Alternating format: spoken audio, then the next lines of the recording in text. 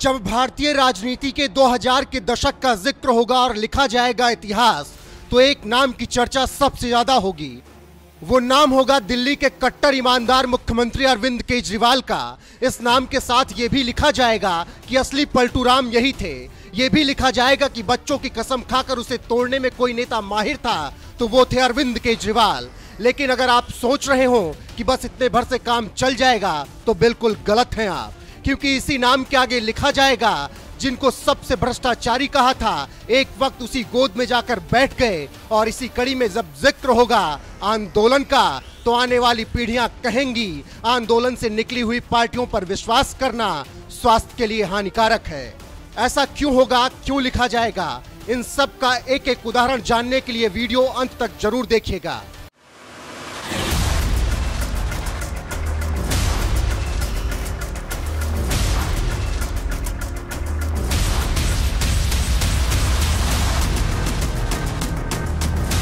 साल था 2011। अन्ना आंदोलन ने ऐसी धुन छेड़ी कि पूरा देश बोलने लगा, मैं भी अन्ना।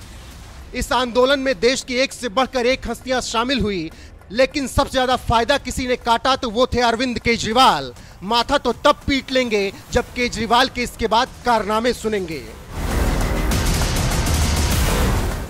सर जी ने सबसे पहले कहा, हम पार्टी नहीं बनाएंगे, इस गंदगी में नहीं कूदेंगे।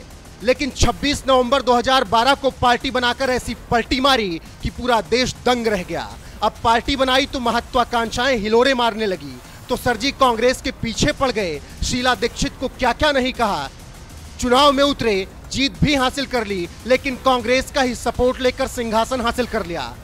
चौंकिए नहीं, उसी कांग्रेस से समर्थन लिया जिसको दिन रात सर जी गालियां देते रहे। ये पलटने की शुरुआत थी। इसके बाद सर जी ने कहा, ना बंगला लेंगे, ना गाड़ी लेंगे, ना सिक्योरिटी, ना ऐशो आराम वाली जिंदगी जिएंगे।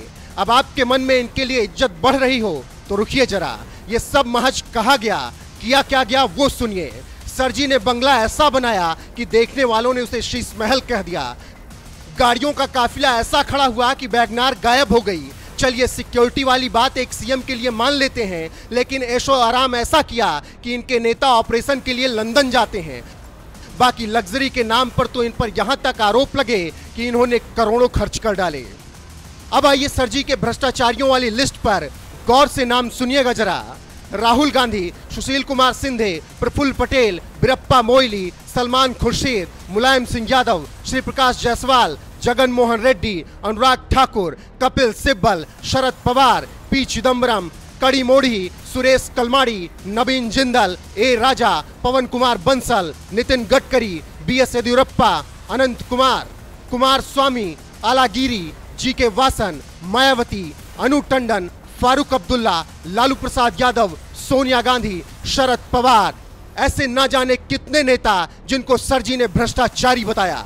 नितिन गडकरी और तमाम लोगों से तो केजरीवाल ने हाथ जोड़कर माफी मांग ली, लेकिन जिन्हें वो देश क्या ब्रह्मांड का सबसे भ्रष्टाचारी नेता बताते घूमते थे, अब उन्हीं की गोद में बैठकर खेल रहे हैं।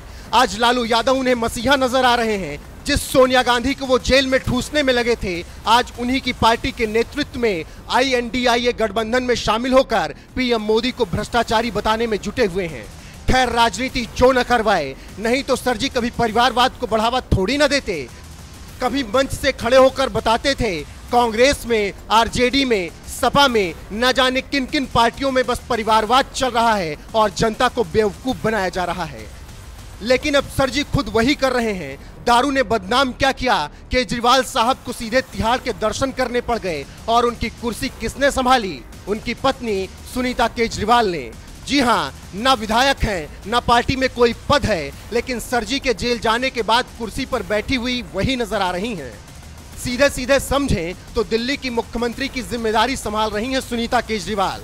बाकी दुर्भाग्य है सौरभ भारद्वाज का, आतिशी का, राघव चड्ढा का कि वो केजरीवाल के परिवार के नहीं हैं। इसीलिए दिल्ली की कमान उनके हाथ आने की कोई संभावना सदियों तक नजर नहीं आती। ये तो बात हो गई गठबंधन की, समर्थन की, भ्रष्टाचारियों की, परिवारवाद की और उन तमाम चीजों की जो केजरीवाल कभी नहीं करने का दम भरते थे। हालांकि ये केवल बड़ी बड़ी बातें ही थी। सच क्या है आपके सामने है। लेकिन अभी यहाँ बात खत्म नहीं होती, क्योंकि आगे बात धर्म की है, आराध्य प्रभु श्री राम की है। सर जी की नानी जी कभी कहा करती थी, मेरा राम किसी की मस्जिद तोड़कर ऐसे मंदिर में नहीं बस सकता। लेकिन जब अयोध्या में भव्य राम मंदिर बनकर तैयार होता है और चुनावी साल आता है तो सर जी नानी की बात भूल जाते हैं और पहुंच जाते हैं अयोध्या, वो भी पूरे परिवार के साथ। खैर, सर जी के ऐसे ना जाने कितने कारनामे हैं जिनका जिक्र किया जाए तो सर जी को भले शर्म ना आए, लेकिन सुनने वालों को जरूर आ जाएगा। ऐसे में पता नहीं कौन से कट्टर ईमानदार और सच्चाई की बात बोलकर सर जी खुद को महानायक बनाना चाह रहे हैं, लेकिन जैसे उनके कारनामे रहे हैं, पलटने की आदत रही है, वो इन्हें महानायक नहीं महाधूर्त जरूर बनाती है।